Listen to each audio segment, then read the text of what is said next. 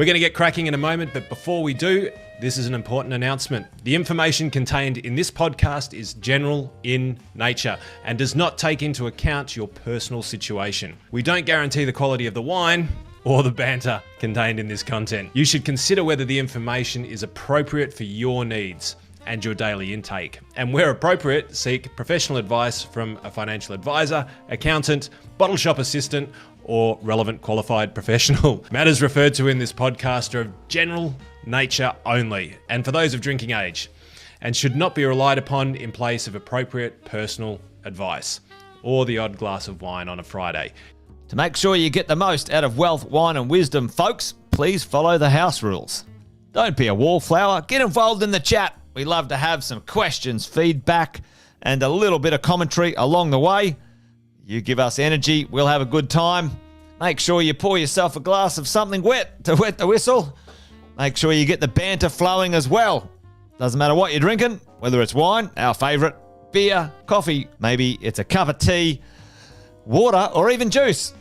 Keep that good energy flowing, folks.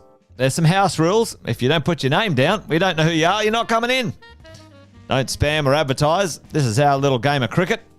This is all about debriefing the week, folks.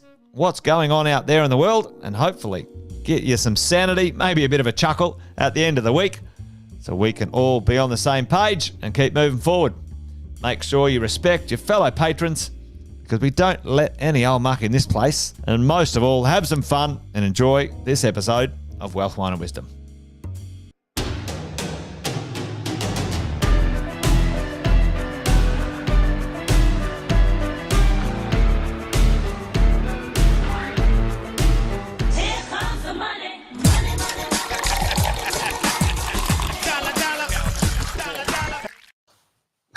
I love that intro. Witten. Mate, happy Friday. Afternoon. Happy Friday. Happy Friday, folks. Good to see a bunch of you on the live stream. Welcome to the show, Wealth, Wine and Wisdom. Back at it. Our third episode, back at our second series, Andy, and chipping away, folks, chipping away. Plenty going on. A few of you in the chat already, which is awesome. Thank you for being here. Great to see you. A bit of a hello to a few of the regulars. Chris is always around. G'day, mate. Good to see you. Yeah, Sharon. Hey, Sharon. You've been having a bit of an amazing holiday, I hear. So good to see you here. Thanks for showing up. Irene's in the house as well. We've got a few, maybe a couple of newbies, which is great. Holly. G'day, Holly. Lisa, good to see you. Donna Rose, always here. Feel free, folks, to get into it in the chat while Andy and I get warmed up for Wealth, Wine and Wisdom, mate. But good to see you. Good to see you. Yeah, why don't we do the little warm-ups for everyone? There's a pretty good lineup here this afternoon. But, mate, what is happening? What's going on? Well, for those of you who haven't seen us before, welcome. Just as a little bit of context as to what you're tuning in on. Wealth, Wine and Wisdom, Jason Witten, Andy Fenton. Effectively, when the world went shut down, we opened the truth back in the days of the pandemic. Wealth, Wine and Wisdom emerged from a time of chaos. We're the voice of reason and a little bit of wine for Australian investors and business owners. While headlines screamed crisis, we delivered clarity. While others spun fear, we decided to share those funny things called facts, ladies and gentlemen, that seem to have gotten lost in a lot of the political and media hype these days. This allowed that when other people hesitated, our community acted. The impact, well, was massive. We helped hundreds of business owners avoid collapse, thousands through economic shockwaves, which were challenging to say the least, and unlocked an extraordinary amount of growth for those who are ready to seize the moment. Our listeners didn't just survive in COVID, but they built their wealth in the middle of a storm. So we're back because the next storm's already here. In case you haven't noticed, Australia's facing unprecedented government debt. They're spending like drunken sailors, and they don't look like they're going to slow down, Jason. No, they don't. We've got looming tax overhauls, so it's pretty clear as to how they're going to try and recoup it, and a potential decade of Labor rule. Add to that the worst housing crisis in modern history and the largest intergenerational wealth transfer in history. The stakes have never been higher, ladies and gents. This isn't just a turning point, it's a tipping point. Wealth, Wine and Wisdom is your inside edge in uncertain times, built on insight, not opinion. Sometimes we've got a fair bit of opinion while unpacking the real implications of policy shifts, property trends, and market moves before they hit the headlines. So we do it with a glass of wine, ladies and gents. We bring together all of our years of experience and also the professionals that support us, and we give you the information that we have been scraping through the week and through the years, and we call it decanting the week. So, mate, let's get into it. Let's do it.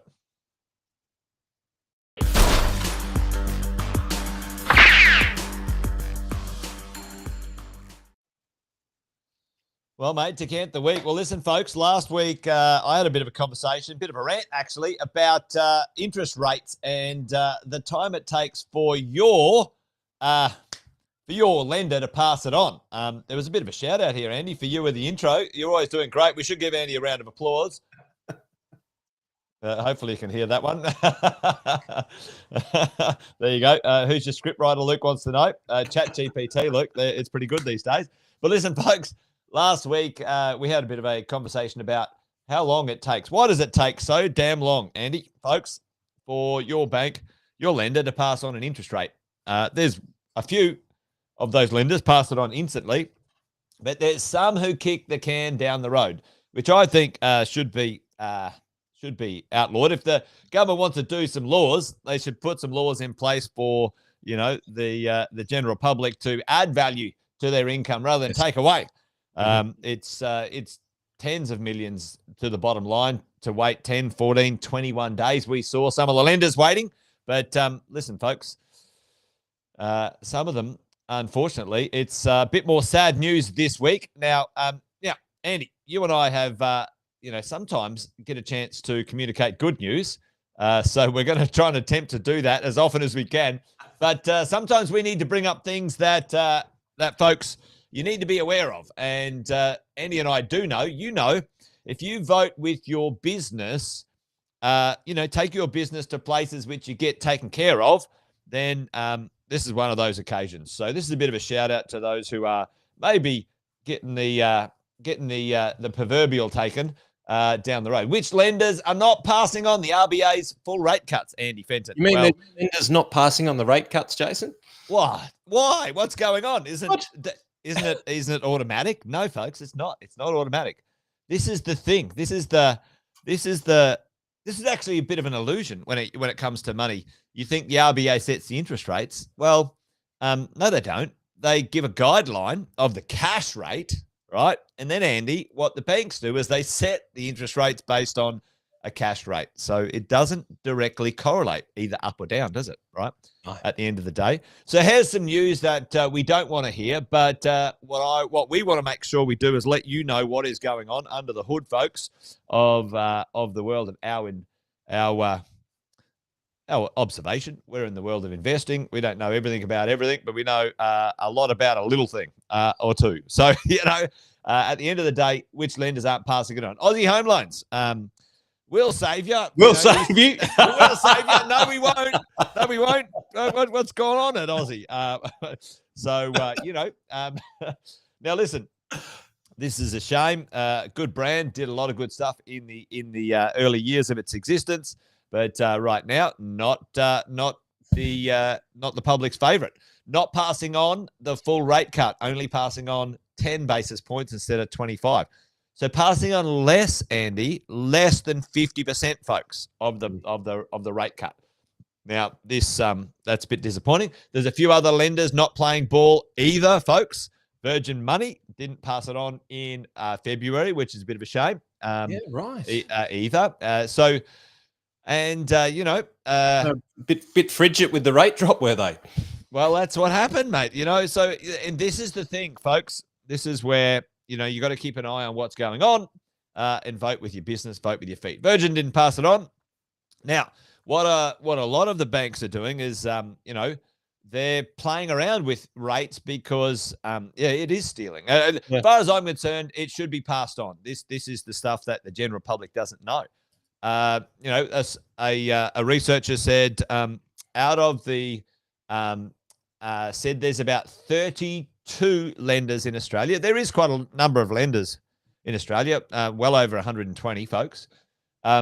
32 lenders, some 7,500 loans would not receive even the full basis point cut. Every loan didn't get an immediate cut passed on either.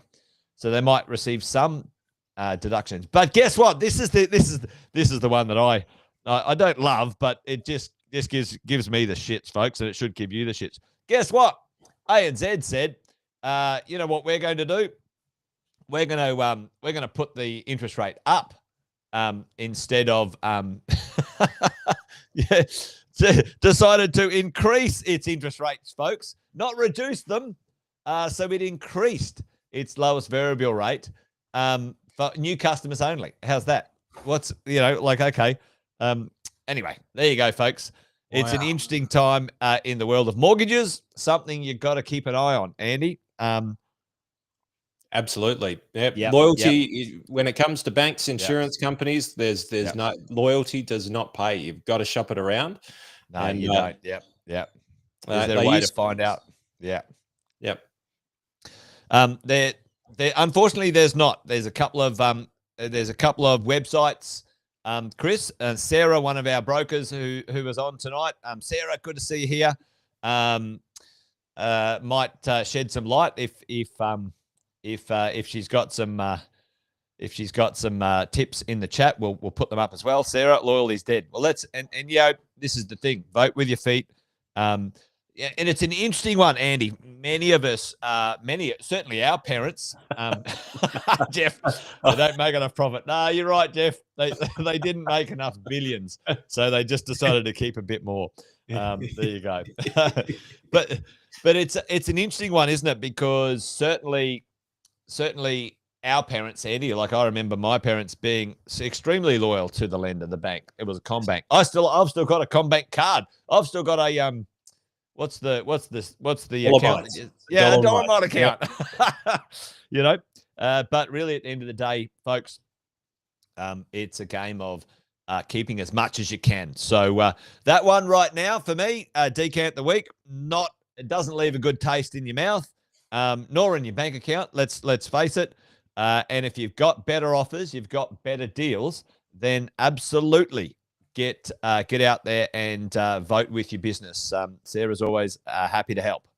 So number one tip, team, and we'll start peppering a few more tips in as we go through. But one thing, everyone, we teach all of our business owner clients and mentoring clients. Every year, you should be chatting with your broker, not your bank. You should be chatting with your broker.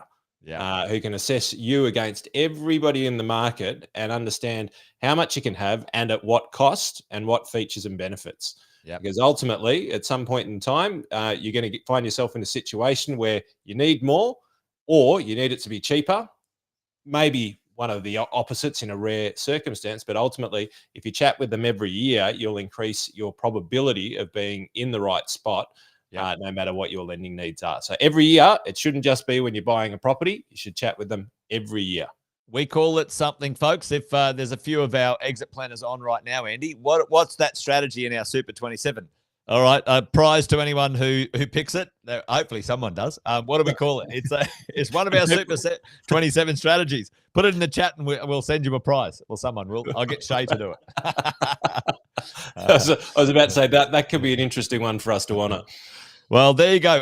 So, Andy, I do have one more bit of news, which I think's horrible, folks. But sadly, Andy, you and I have done a lot of work in this space, which is sometimes the sad outcome of some, let's say, some not so great business acumen or some unintentional structuring, unintentional things that happen in the marketplace, whatever. But there's some records being broken in Australia right now, and I've been talking about this for many years, actually. Andy, you know I've been talking about this. A few years ago, we had the most construction insolvencies and business collapses in Australia's history. Extremely sad. Oh, Jeff's going for the meeting rhythm. Oh, there is a meeting rhythm one there, Jeff.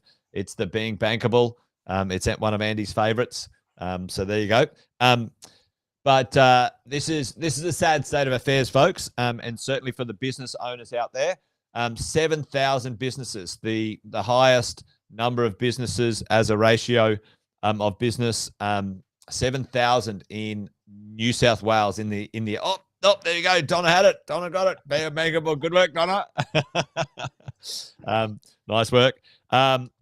Collapse, insolvencies. And construction hit the hardest. All right. And so this is the thing. This is the part that sort of grinds my gears with it's not all sad news, Rosie. Stick with us, folks. Stick with us.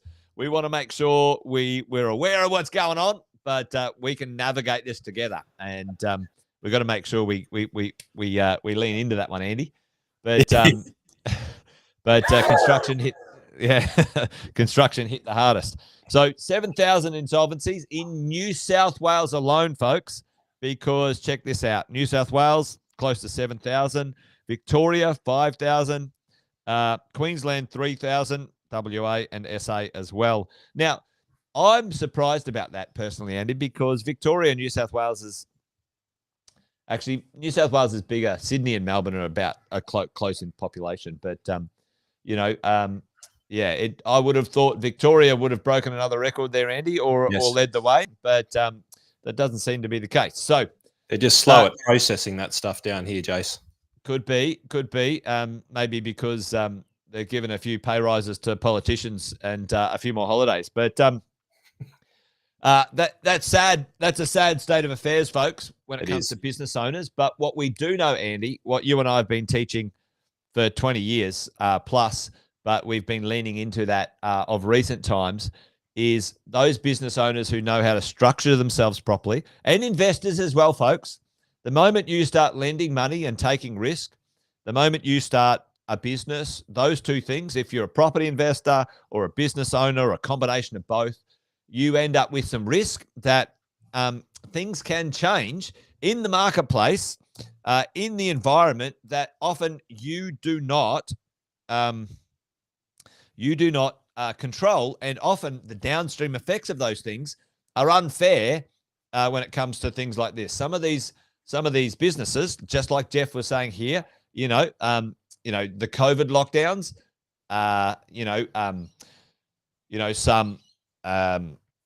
some contributions when it comes to changes in industries, let's say the building industry and things like that. Like, you're not in control of these things that happen. I think there's a shake-up coming for NDIS. Any NDIS provider, I think there's a big shake-up coming for you, so you need to keep an eye on what's going on. So a lot of things going on there, Andy, folks, online. But if you do know how to structure yourself properly, that's what Andy and I have been talking about, you can get out of these things. You can manage your way through these business ups and downs in the right way, in an effective way. So that's that's Decant the Week for me, Andy. A little bit of sad news at the start of the week. We're going to lean into some good news later on. But I might throw over to you, mate. What have you got for the folks at home today for Decant the Week? Well, mate, I've got some good news. I'll kick off with some good news. Usually it's me with the disaster story. So we're switching places, trading places this trading week. Places. Go, Andy. Come on, tell me the good news. Well, we picked this one a little while ago, and so the Australian share market now, record highs. Jace, never been higher. Never been higher in history. So yeah. Yes. So probably not as high as what we'd like it to be, but ultimately Ladies and gentlemen, we've gone over 9,000 on the All Ords. So things have been happening well in the stock market out here in Oz. That's our chart now over since early 2000s. So it is nowhere near as strong as some of our international compadres, but there's specific reasons behind that. We've got a very good buoyant franking system that the government are trying to toy around with. So with every bit of good news, there's always bad news, isn't there? The tall poppy syndrome, ladies and gentlemen, is alive and well in Australia, unfortunately, and it's called the tax department. But mate, good news on markets, and markets have been pretty resilient through all of this sort of turmoil, and they've good sectors have continued to perform very, very well. Probably picking up a theme that I wanted to just chat about, because I saw this in the Fin review, and I sort of mentioned it briefly last week. And this is a really interesting concept. So here's one, and for those of you who have heard me talk about this in different presentations, I'll be interested to know whether you are. But this was brought back to the table as a reform. And so what is it? It was the idea that you adjust the taxable income and the tax threshold. So, we've got a tax-free threshold up to $18,000, and then we pay X amount of tax at the next level, and then X amount of tax. And then it gets to the top marginal tax rate at about $200,000, right? And we're paying 45% plus Medicare levy too. So it's 47% is our highest marginal tax rate. Now, ladies and gents, if we were to index that based on the costs of goods, right, the cost of milk, the cost of petrol, right, then ultimately that would be a fair tax system, wouldn't it? Things are more expensive, and as a result, you end up with higher tax thresholds, so that you're paying lower tax for the same amount of money, but you're paying the same proportional tax based on how much it costs to buy you a loaf of bread. Does that make sense? So ultimately, the tax thresholds go up with inflation, the same as the petrol prices go up every year, same as food gets more expensive. As inflation goes up, then so too should the tax scale. That means that we're still paying the same amount of tax for what we can actually purchase, right? Not the tax scale as percentage, but the gross dollar amount. So it goes from 19,000 to 20,000 to 21,000 to 25,000. Yeah. Correct. Yep. So, Yep. In the bad times of COVID, we almost had a 10% inflation year, right? So the top marginal tax bracket, if it was 10%, it would have gone from $200,000 to $220,000, which basically means that the money in our pocket still purchases the same amount of stuff. Now, what people don't know is it's a thing called bracket creep. People don't know about this thing called bracket creep. And what that is as inflation goes up, meaning things get more expensive, the proportion of your money that you have, your scarce resources, because you earn money, then you pay tax on it, then you've got something left, right? That has been buying you less and less and less and less and less every single year. So you have to earn more and more and more in order to still buy the same amount. Now, the more that you earn, the higher you go through your tax thresholds. So it doesn't matter whether you're a low income. Reduces your net amount in your pocket as well. So, yeah. Correct. So the government, by not indexing these things, every year gets more money purely based on inflation.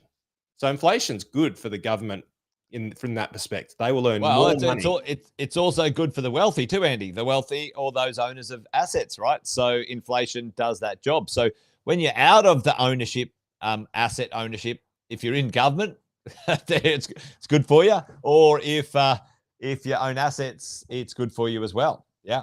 So the reason why I bring this up is I'll throw a question out there and see if anybody gets it right. So I've forgotten how many years ago. It was about 14, 15 years ago when they set the top marginal tax rate, and they only just changed it last year, right? And it moved from $180 to $190,000, right? 3 or 4 years later from when it should have. Yep. Yeah. So if that was linked to inflation, what would be the number? What would be the top marginal? Would it be 200? Would it be 250? What do you reckon the top marginal? It's currently 100 and 190,000. Team, whack it into the chat and whatever social channel you're putting it onto. What do you think it should What's be the if question? it was So linked the question to is, inflation. if it was linked to inflation, like it should be, what would be the top marginal tax rate in dollars? No. Yes, where it would push through. So, how much money do you need to earn before you start to pay top marginal?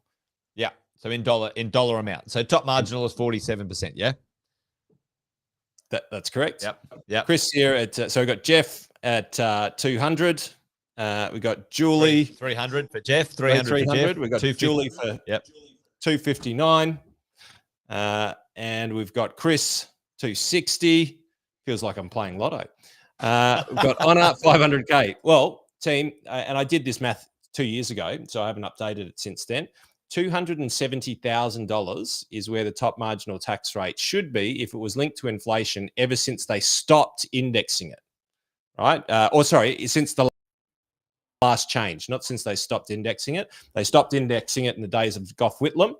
But now, if they had just continued every year to continue to raise that based on the cost of living increasing, which would be a fair measure of how they actually do tax, then you would not be paying top marginal until you'd earned $270,000. And, mate, fair tax system. There you go. Well, talking of a fair tax system, Andy, now listen, the government's got together and they're going, let's have a productivity roundtable, which is turned into not a productivity, but how can we tax the average Aussie a bit more roundtable. And, mate, what's the latest news on that one? Well, yes. So I've actually got an excerpt here. I'll bring it up because there are some interesting things in the Fin Review on. That coming up? There's some interesting things on the Fin Review. There it is, which actually had the core findings from it. So I'll just read through them really quickly. The first one was the road user charge. Here's the drill, folks. Buy yourself an electric vehicle. We'll give you incentives. Oh, now you've got one. We can tax you. Yeah. So, Jace, that's exactly what happened. It was like, so here's the subsidy. And for those people I've told previously about the fringe benefits tax and the subsidies, have a look into that because that's changed, right? And it's changed in a big way. Keep rolling. Yep. So they said, we'll incentivize you to go green because we're targeting zero emissions and we want all the green goodness and all of that sort of stuff. So we'll incentivize you to do it. Now, EVs went berserk, sold heaps of it. You think that's a good thing? They went, gotcha. But now they're going to charge a road user tax. But Andy, hang on. Sir, I have a question, sir. Yes. But Mr. don't Whitten. I pay tax? And isn't that what we should? Isn't that what they contributes to the roads? But haven't I already paid tax on? It's not a tax. Hang on. It's an excise. It might be a levy, but it's not a tax.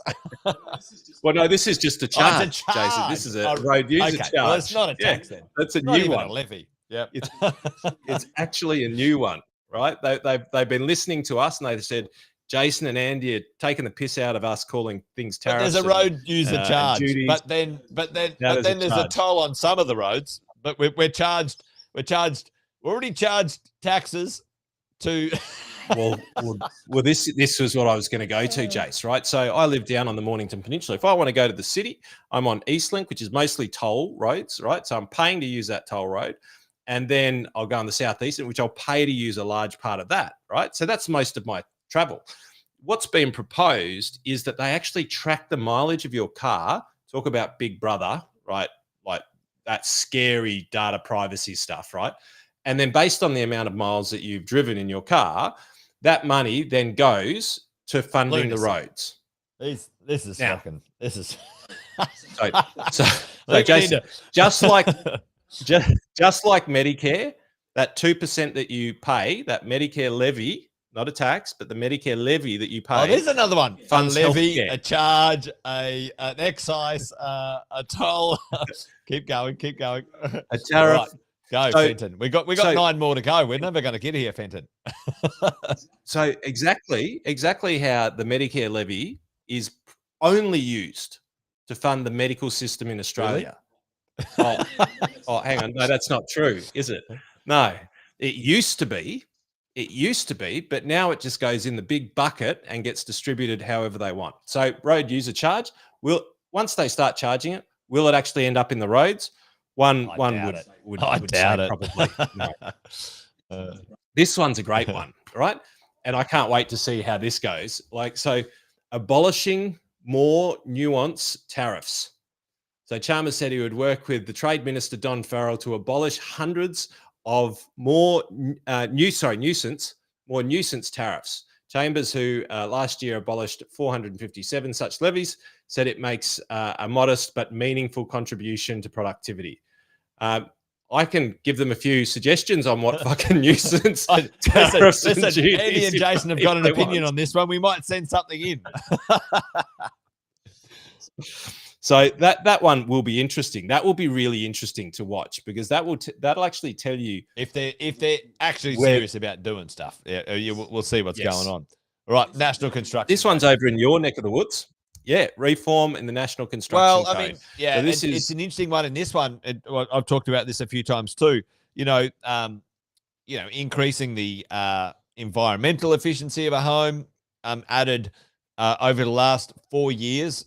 Approximately $26,000 per house, Andy. Now, nothing wrong with making sure your house is efficient, but that's lunacy. It adds time and complexity to the building and construction as well. As we go along, the National Construction Code, the layers, which is you've got your national code, you've got your state code, you've got your local building codes and councils. It's so onerous for builders to try and produce a piece of real estate for someone or a building. They have to clean this up. Some of these, I think, it's interesting. I was reading an article as well about the Teals. The Teals are all progressive. But there's an article, I should have grabbed it. I'll do it next time, folks. That a bunch of the Teal politicians are involved in not in my backyard disputes about increasing density, but they want everyone else to do it. It's like, you bloody wankers. Anyway, keep going. This one. So that's a good one. It's a good one. And if they do it, Andy, then that'll help. That'll help a lot. Then there's the accelerate the EPBC legislation, which is on the tip of everyone's tongue. I didn't even know what it was. So this is been asked to accelerate the overhaul of the Environment Protection and Biodiversity Conservation Act. I'm not going to comment too much on it, Jace, because I know very little about it. I know very little about it. But what I do know with this one, certainly it gets in the way of the approval process of development.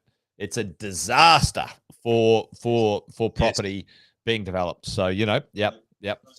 So make less red tape for property, and then make more red tape for property. Two back-to-back policies. yeah. One side of the other side. Now look at how little detail is on these. Dealing with approvals backlog. No details. Tell us once bill.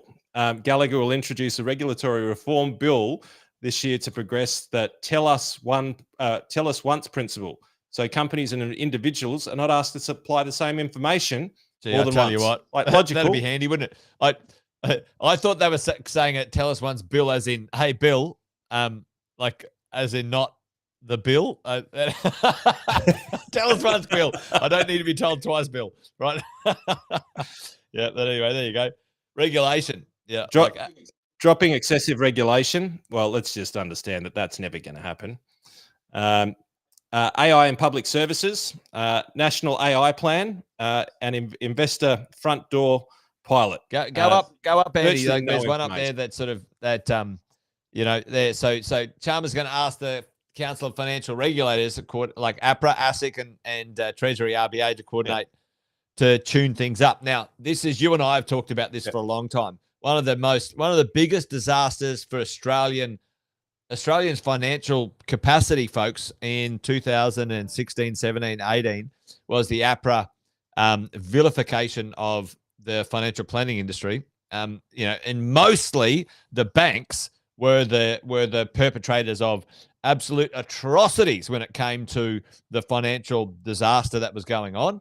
And it literally halved the number of financial planners in Australia and doubled the complexity and cost to deliver financial planning.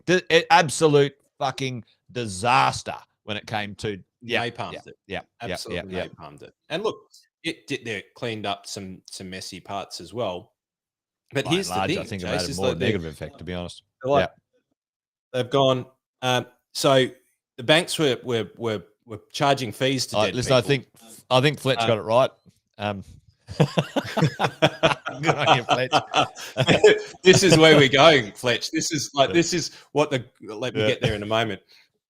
But ultimately what they're doing is they're saying, well, no, the banks charge dead people. So that's immoral, irreprehensible, like that's disgusting. So we'll napalm the industry. And then we will charge taxes, death taxes when they die instead. So don't charge them fees because we need to claim that in tax. But that's coming. That's not in the report because that's got nothing to do with productivity, but it does have to do with them collecting. But the part about this that I love, Jace, is it's like, let's ask, and it's like me saying to you, hey, Jason, which one of your great ideas is not a great idea? We need 10 though, Andy. Like we need 10. So they go, okay, regulators, which of your laws that you introduced effectively that you're overseeing are terrible and just shouldn't be there? Like, let's see how that goes. So, mate, like Julie said it well. Where's the productivity in here? There's very little productivity. I'd say, making things more efficient from a building regulation, building code perspective. Yeah, great, right? Amazing. And if they do it, I doubt that they will, or increasing the amount of approvals, because let's face it, the only thing I'll absolutely make it a statement, you cannot solve the housing crisis unless you start approving building. Like it just can't, like you can't do it. Doesn't matter how much tax, doesn't matter how much money you throw, ladies and gentlemen, if you do not approve for things to be built, then you will not solve the housing crisis unless you start making people get extra bedrooms in their house. Well, so, I mean, we need to fix that. Well, I mean, this is part of the interesting thing for Andy. Like, and so what happens, folks, if you didn't already know, many of you have chatted with me and Andy and Sam about where we're at, but when it comes to our understanding of the property market, but approvals are a leading measure, Andy, and a lagging measure is actually things that get constructed, right? What happens, folks, is that somebody's got to put the money into the deal, and this is an interesting one.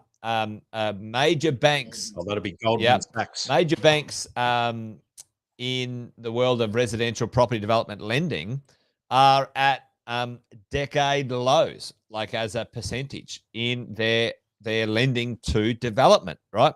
Now, so this not when you look at these sorts of things, it might not be causation or correlation. It could be either or both. But maybe it's a correlation of lower and less approvals, and then less projects get started.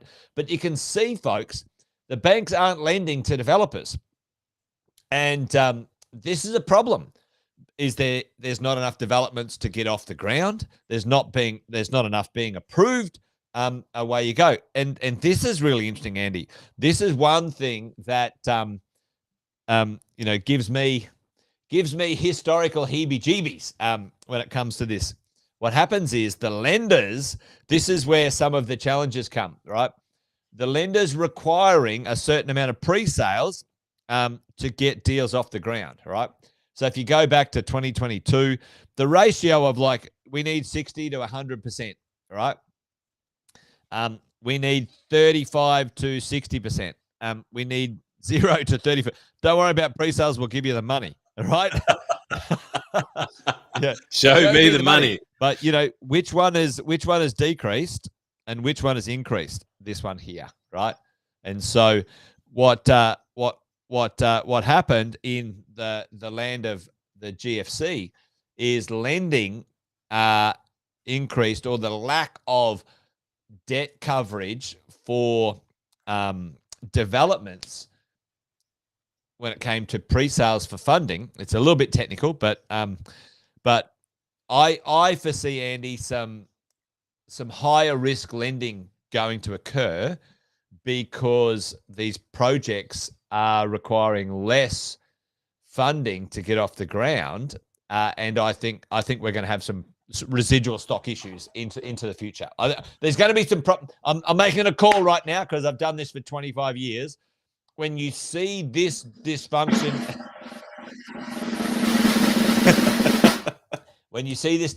there'll be a certain style of property stock in the marketplace, and developers won't be able to move their properties because, number one, it'll be developed and the public can't actually buy it. That's actually happening right now in many places because the completed stock is unattainable for the average investor or the average owner-occupier to buy. And so the margin that developer needs is going to be squished. What's an upside of that, folks? Tell me what an upside of that is. Jeff, Jeff's all over it. You took the words right out of my mouth there. You know me too well, Jeff.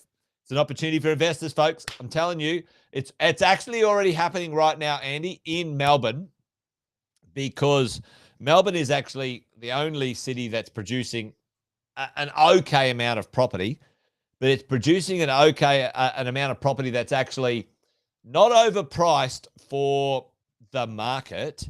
It's actually overpriced for what people can buy, right? And the number of buyers, the number of purchasers are disappearing. Have disappeared because of the restrictions in lending. So right now, and also the fear, a bit of fear. Right? So it creates an opportunity. It creates opportunity. Yeah. Because in my world, and what I've noticed since we've started doing these podcasts together and since we've been working together is I've noticed that the property market seems to price faster and faster and faster based on technology and information. And it starts to resemble a lot more like the share market. The information, share markets effectively move in anticipation of news of the future. Yeah. Now, it seems to be that property sentiment, property prices, property markets are now starting to almost mirror that type of behavior a little bit. And so what in my world, when there's fear and when there's propaganda, when there's all this negative stuff that the government are talking about in the newspapers, then people get scared and people don't invest.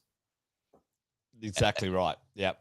And then, but then I look at the property market and I go, that type of policy, that type of fear could be catastrophic for the affordability of property, because if people don't invest, it already is right now. What's happening in this in the world for 20, 30 years, as long as I've been paying attention to property investing or property, folks, an apartment was a really budget affordable choice.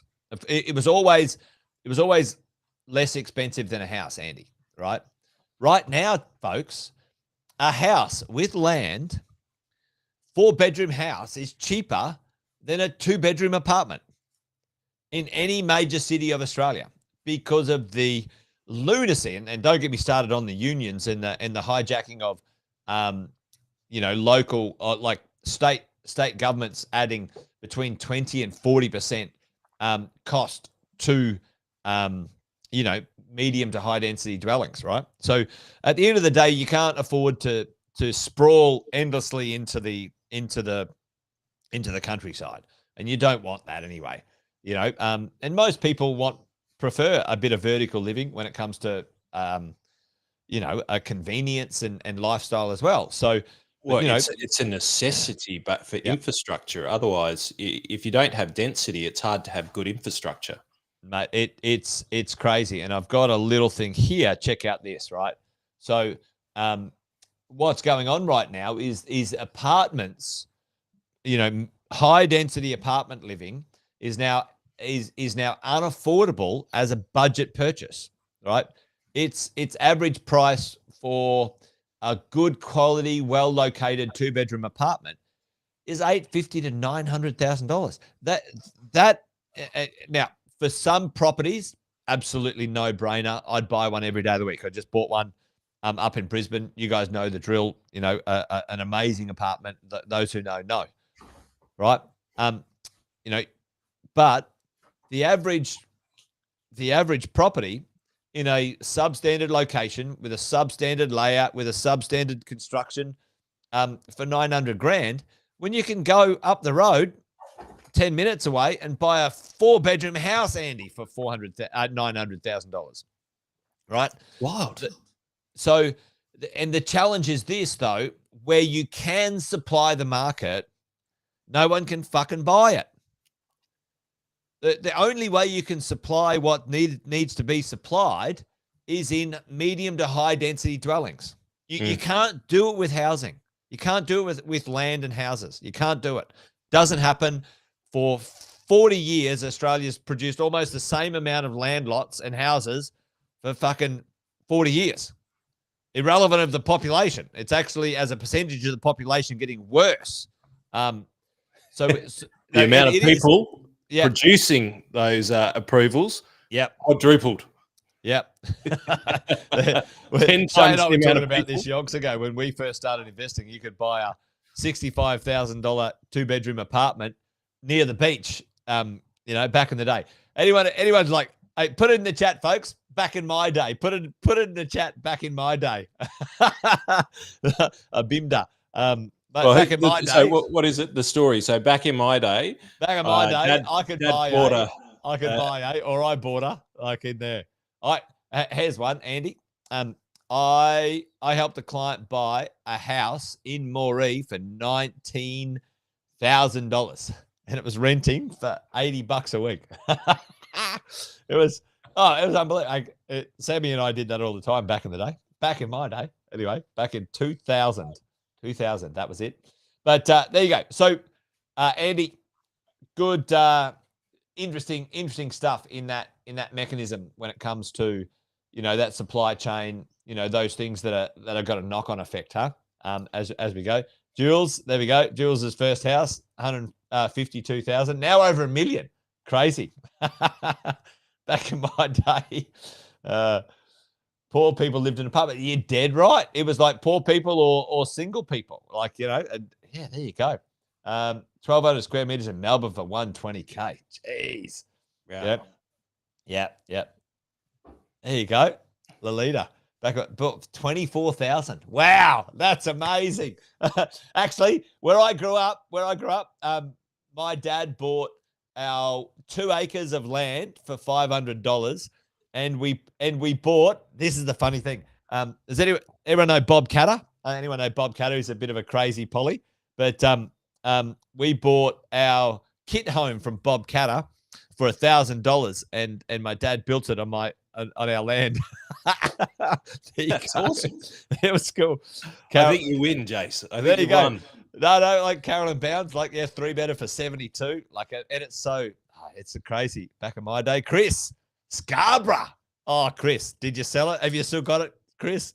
Gee, I tell you, 500 meters from the beach. There you go. Purchased our first house, Carmel, in 34.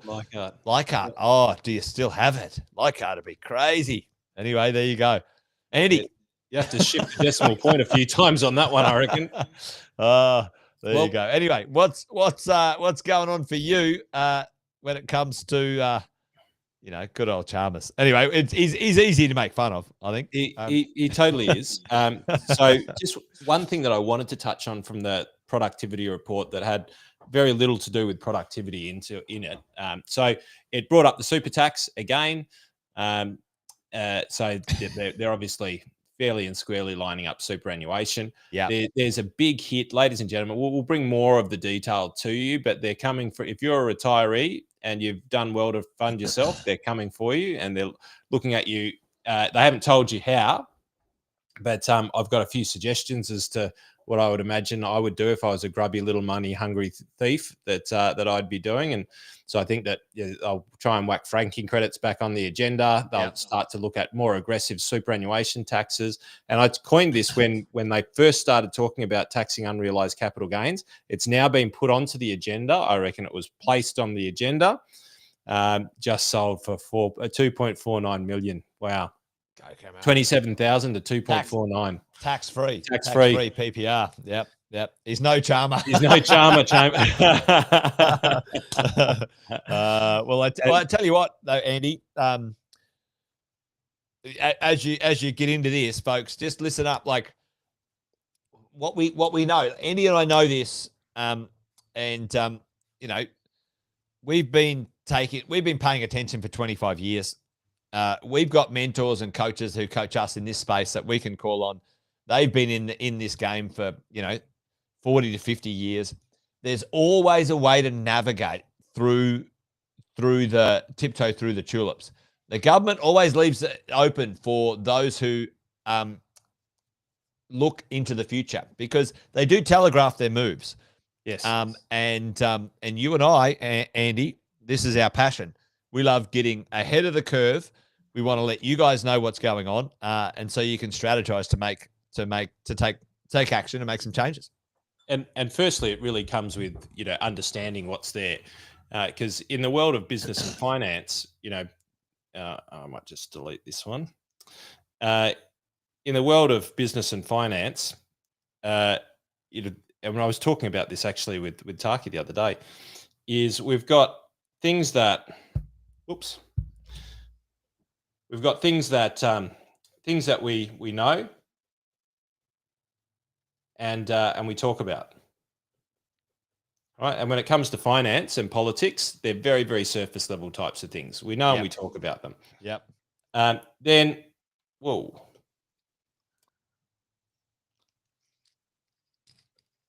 Then, use that version. So, minor adjustment. So we've got things that we know and we talk about. And then we've got things we know and we don't about them. And then there's things that we don't know and we have no ability to talk about them. Right? We've got no idea. Yeah. And the idea of what we're trying to do here is make sure that you know about the things that you don't know about.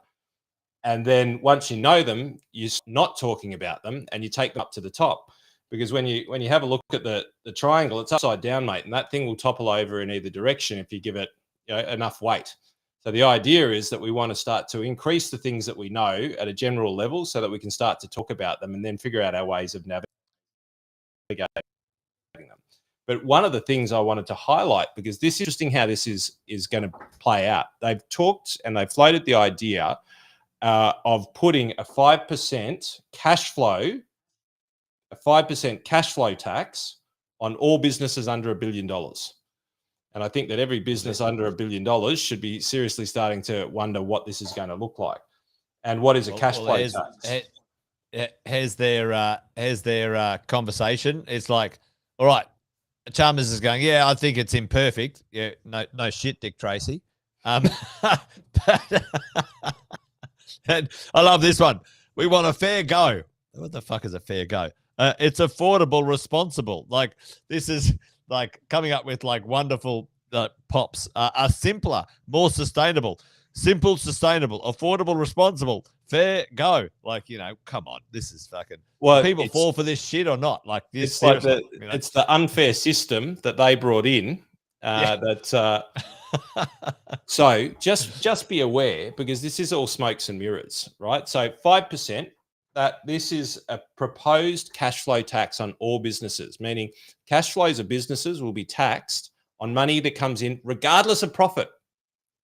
This is the shim shaky, folks. Andy, this is what Andy's sort of doing a quick conversation on. Andy, I'll just set this up just quickly. Let's just do this just quickly. All right. Chalmers says, all right, I think our tax system is imperfect. Yeah, no shit, Dick Tracy, right? And he's going, oh, it's intergenerational.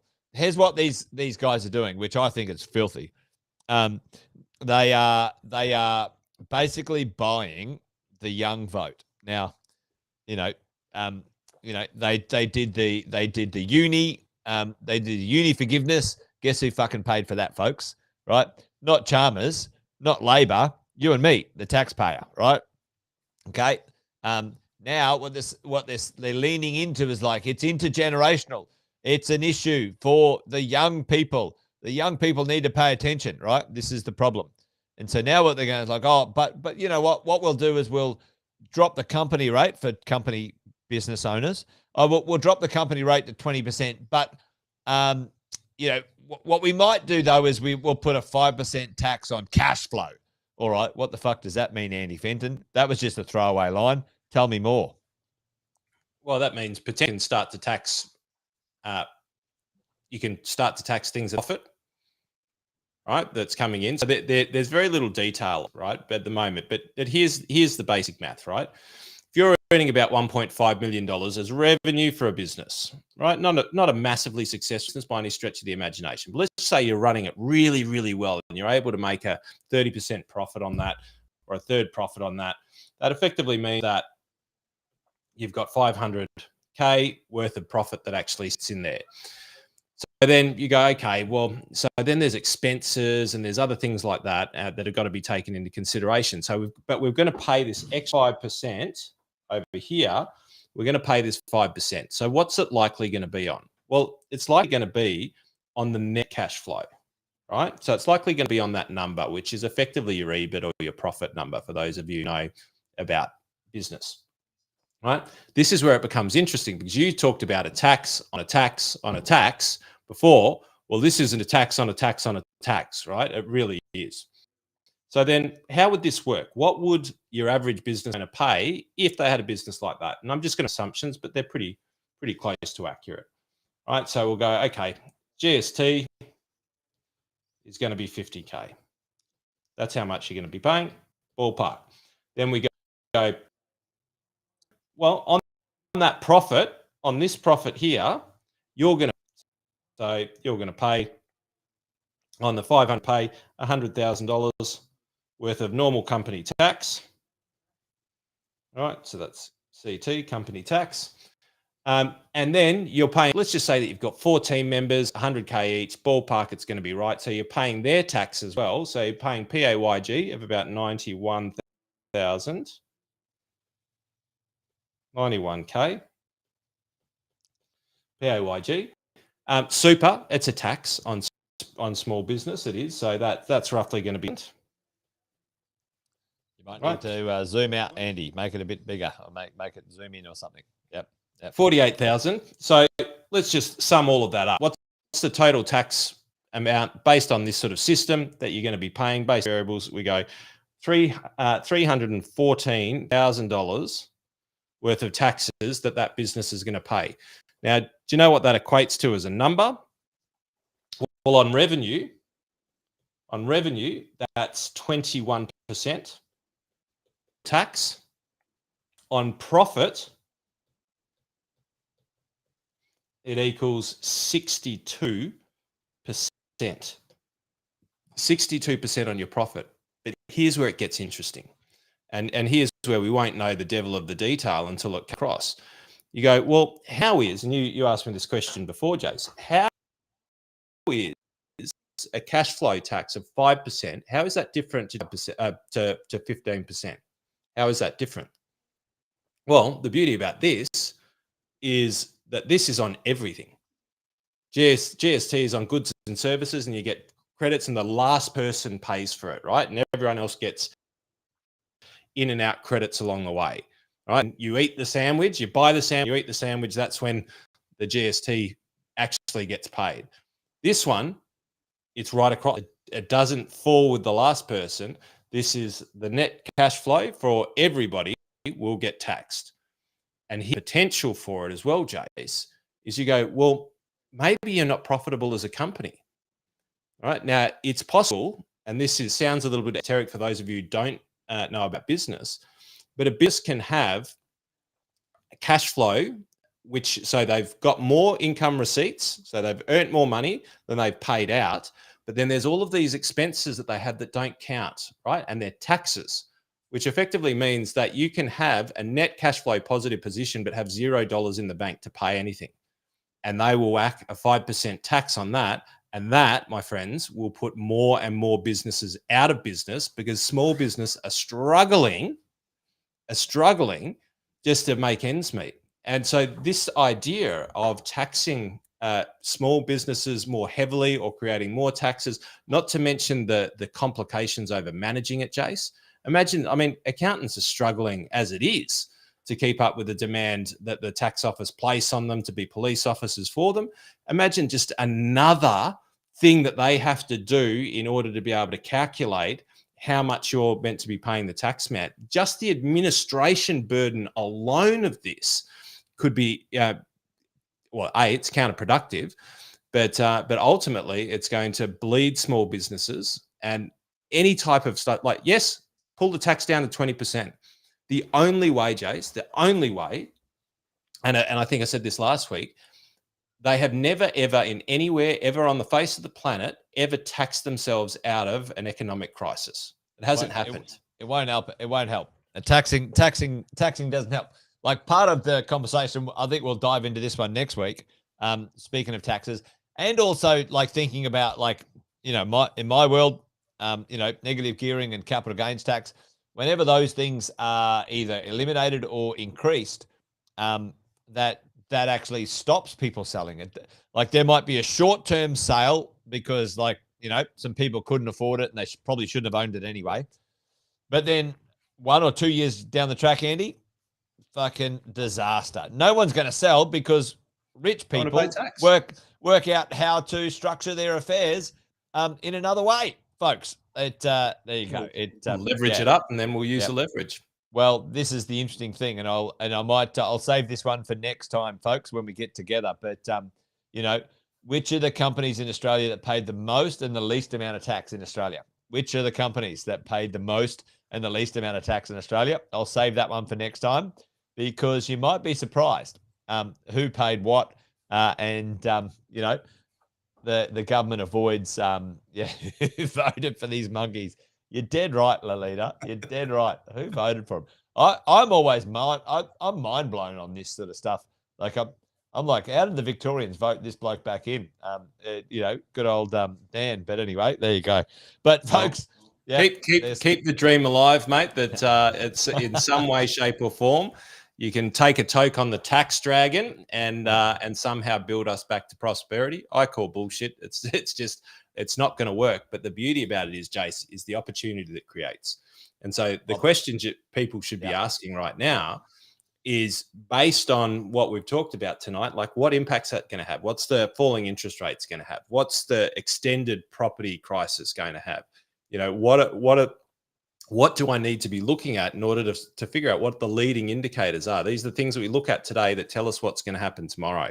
Yeah. And where there is not great productivity measures in place, now, what does that actually mean for the greater economy? Like, what is going to happen as a result of this? And if they don't increase housing supply, what's the ramifications of that? And if they keep on asking BlackRock to build houses out in Australia, and they don't fix the union movement, and what I was about to say with you, Jason, and relating back to your story of union and large high rises, I'll never forget this. For those of you who are Victorians, you might remember that the Great Southern Stand of the MCG used to be a little bit ratty in comparison to the new members, and they embarked on this massive project that at that point in time was a huge government and a huge local spend to do the Great Southern Stand of the MCG. And I remember my dad saying, "Oh, this is going to be a nightmare. We're not going to be going to the football or the cricket like it has been for many years." And I'm like, what are you talking about, Dad? Like, because when you're young, you're always left, right? You always believe in this utopian universe. And I said, "No, it'd be great for the economy." All this, and he's going, "Mate, no. Mark my words, as soon as the contract is signed and they get on the job, they will shut that thing down and they will strike until they get multiple pay rises." And it held up the whole thing for I think 6 months longer, or maybe even a year longer. I can't remember. It was a while back. But that has a cost to the economy, but there's also benefits that were downstream from that as well. And not the intended benefits, but benefits nonetheless. So there's opportunity within everything that we're looking at. It's just what lens you're going to look at it through. Well, I mean, pre-warned is pre-planned, and having 1, 2, 3 strategies into the future is smart for everyone, Andy. Like, this is nothing new, folks, when it comes to the political world or those in control changing the rules to suit, their own agenda.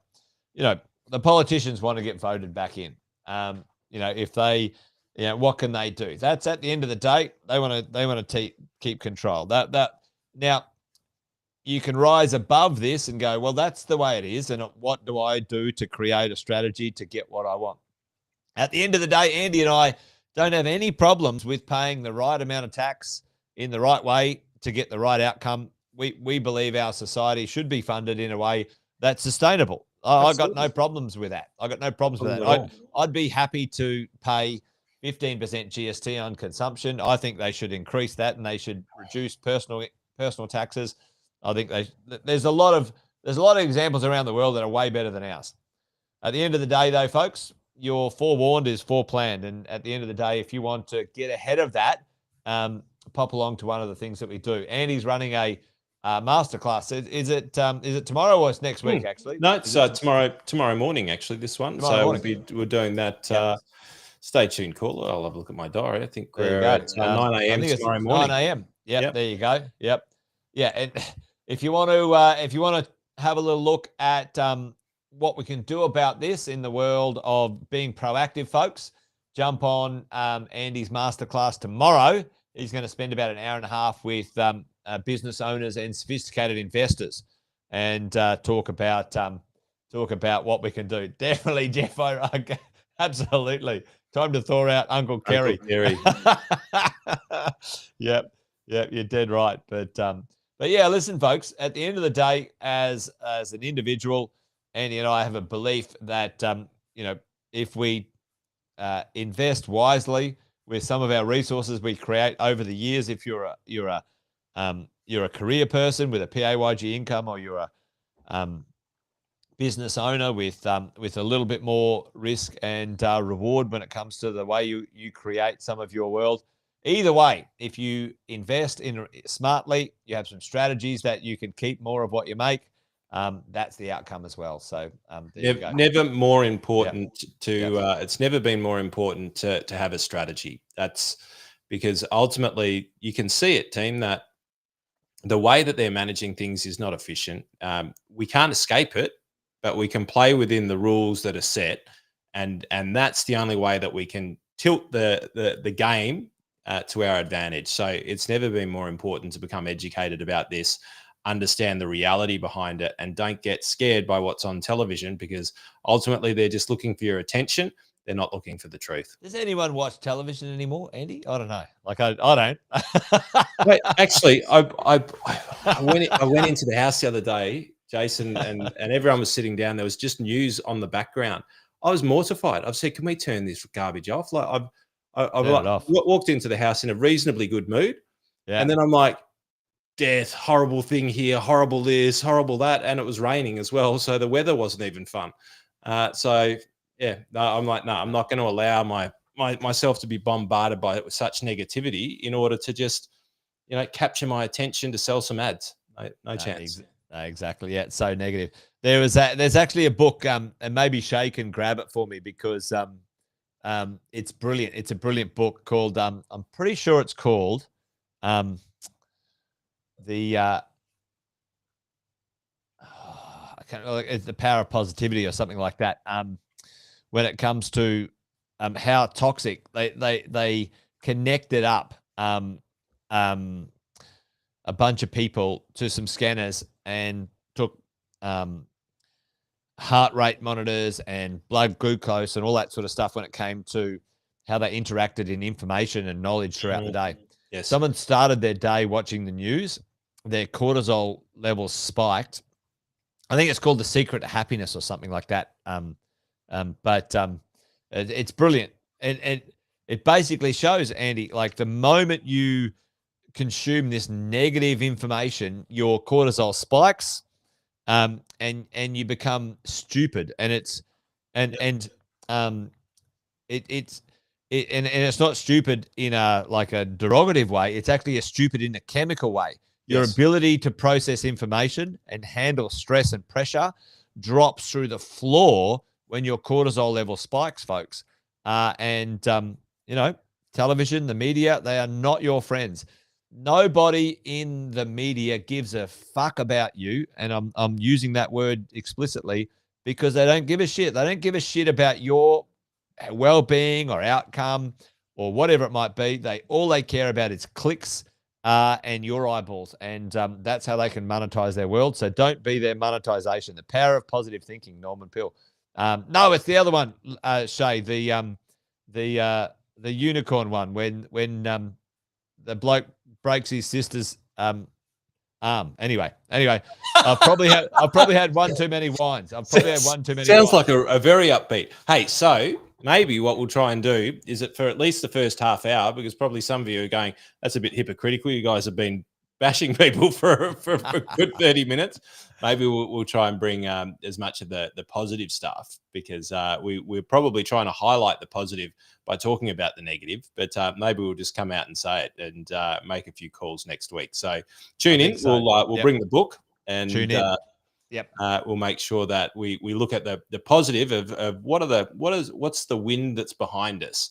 There it is. Yeah, the happiness advantage. Sean Accor. Yeah, there you go. I knew Shay would understand my lunacy ramblings. There you go. Brilliant book. But anyway, Fenton, great to hang out with you today, mate. And decant the week.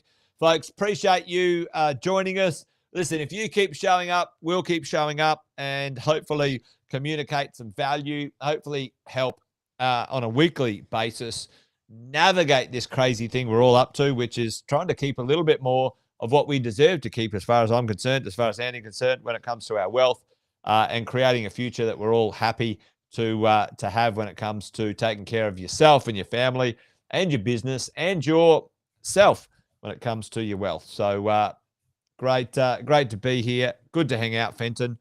I think that's it, isn't it? We're done. I think it's a good night from me, Chase. And it's a good night from him, folks. Take care. Good night.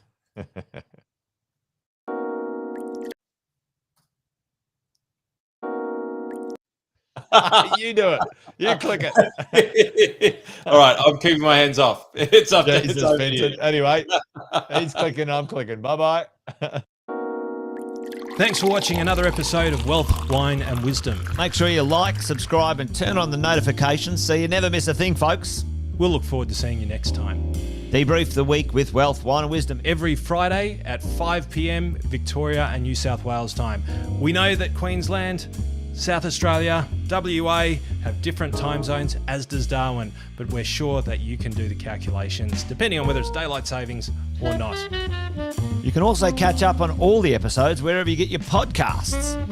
Make sure you check out the Positive Mentor podcast from our 6-star team at positivementor.com.au.